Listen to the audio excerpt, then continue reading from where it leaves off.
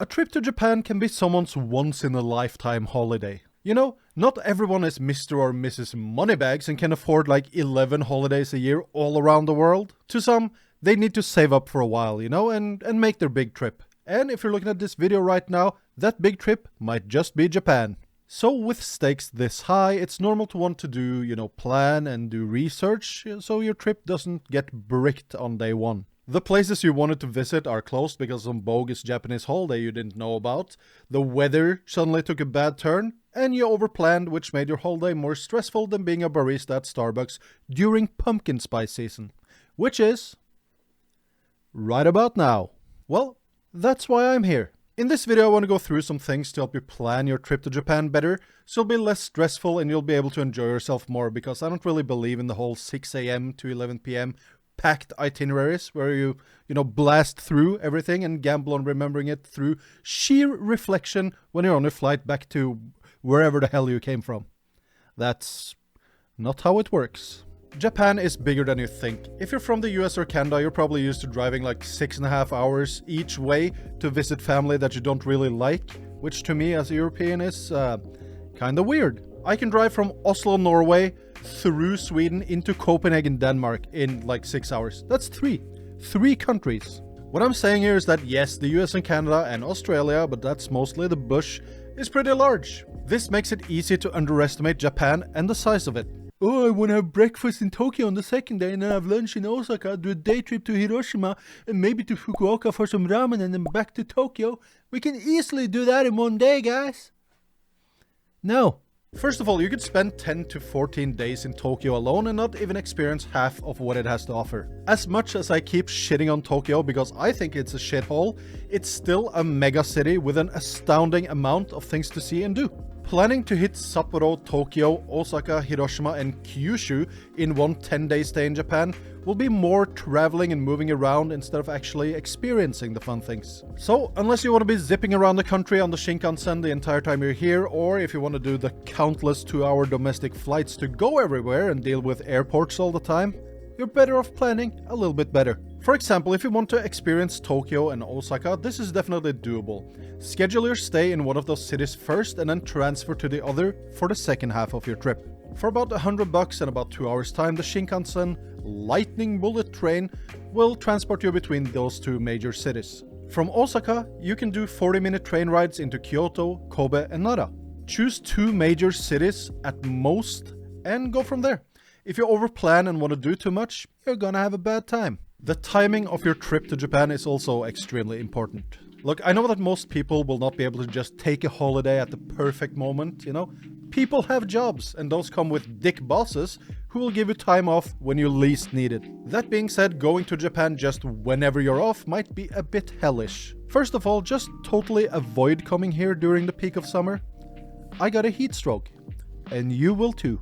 You won't be able to be outside for long in the blistering heat combined with the insane humidity, which result in you spending the days inside in the air conditioning at your Airbnb or your hotel or whatever, and then go outside to explore during the night. Japan also has countless national holidays, so if you're caught in a chain of those, your trip is going to be insanely crowded and busy. I'll leave a link to Japan's national holiday overview down in the comments right there. Be a peach and sub while you're down there and looking at it later.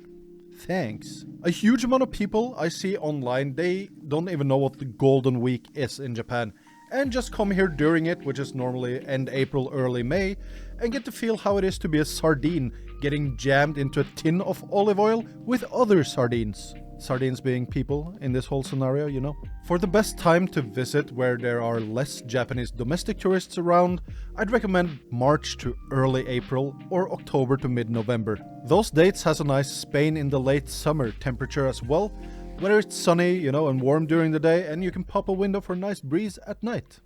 Very nice. Budgeting your trip is also very important, unless you're goddamn rich, in which case, why are you not in my Patreon right now? Many people, especially now that the yen is pretty low to both dollars and euros, seem to loosen up their budget a bit and spend a lot. Which is fine, but it's incredibly easy to overspend when you think everything is cheap. Accommodation aside, food will probably be your highest expense, unless you keep doing tabe hodai. You can mitigate this by having your biggest meal during the lunch rush, where you can get the same dishes and amount as during the dinner, just for half the price, because it's the lunch rush, baby. If you want to drink and get drunk and also be social, Nomihodai is by far the most economical, if you're a big drinker. Couple thousand yen for an open bar lasting 3 hours? Yes, please. Where do I sign up? Bring me next time. You can even push the drinking costs down a little bit by raw dogging it and just sitting outside a convenience store, pounding some drinks with the rest of the rascals and the Yankees and stuff. Yeah, that's also possible. A little bit ratty, but you can do it.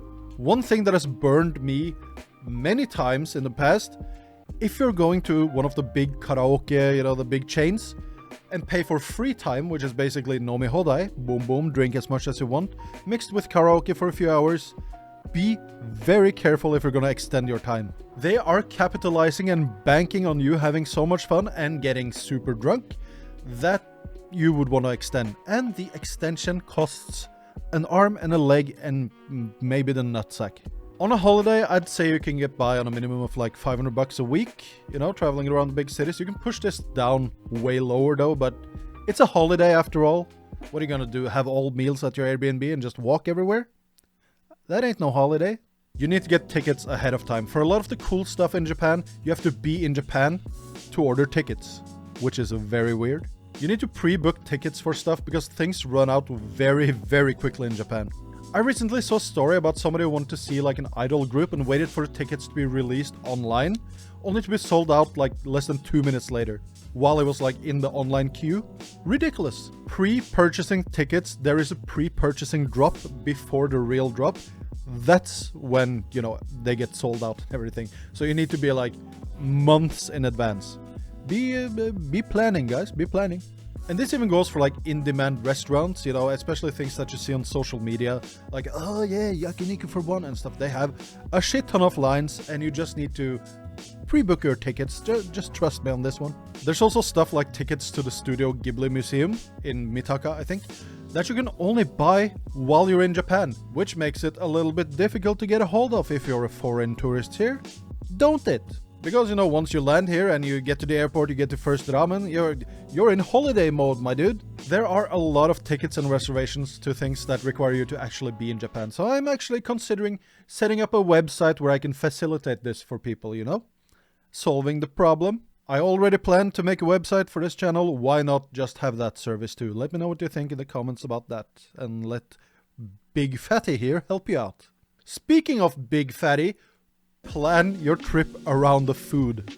I'm serious, even if you're skinny. One of the best things about Japan is the food. There is no other place like it. Sure, you might have to search extra long to get like a decent pizza or a burger, but there's a huge variety of Asian cuisines here, as well as the best Japanese food ever because, well, you're in Japan, the country that invented it. Sushi, sashimi, curry, yakiniku, udon, ramen in thousands of variants, in thousands of restaurants and small alleyway shops.